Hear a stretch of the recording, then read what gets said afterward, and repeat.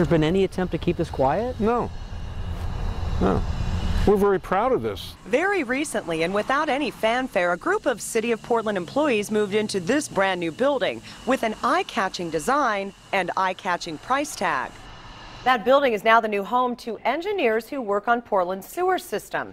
Coin 6, though, is now investigating why the city couldn't have done it cheaper at a time when a lot of people are struggling to pay their sewer bills. And Dan Tilken is following the money. And Dan, this building is really causing a big buzz in the architectural community. Right, but it was way over its original budget. The final cost comes out to $300,000 per employee who works there.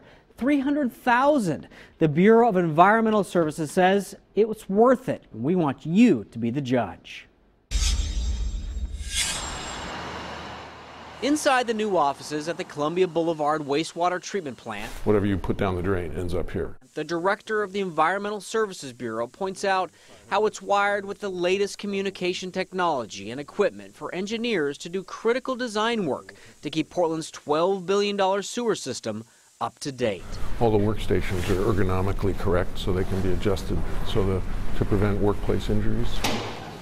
But it's the outside and the 7 angled rooftops where you really notice this isn't typical construction. What should we know about this place? What is so special about it out here? Well, again, the windows open for ventilation, to save energy. It's oriented so that it takes advantage of the natural light, again, to cut down on the energy use and the artificial lighting.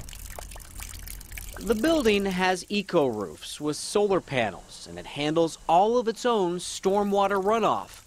I found city documents that show the building was supposed to cost $3.4 million. Well, that estimate went up to $5.4 million, then again to $6.7, and again to $7.7. We kept following the money and learned the entire project costs $11.4 million. With 38 employees working here, that comes to $300,000 per worker. They're proud to say that we're cleaning up the Willamette, we're cleaning up the Columbia. And this is where the engineering and the design work is done to do that. Which is a great job, but I think people at home who are on fixed incomes, who are struggling to make it, are going to scratch their heads and wonder if you could not have done this in a cheaper building.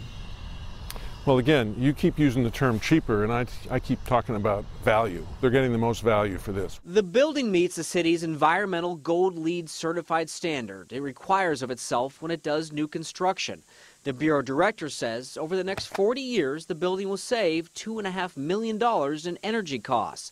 But the grand opening of this building comes at a time when voters are about to decide in May whether to take control of the environmental services and water bureaus away from the city under accusations of mismanagement. This is a symbol of excess. Ken Crayford and Portlanders for Water Reform say this building represents the latest in a history of cavalier spending and why this group is leading the charge to take control of water and sewer away from the city. The building's really cool, but you know, when people around Portland are struggling to pay their bills, they don't have enough money for food and utilities and other expenses, especially if they're on a fixed income. They can't afford cool. And there's a move right now to take control of environmental services and the Water Bureau away from the city.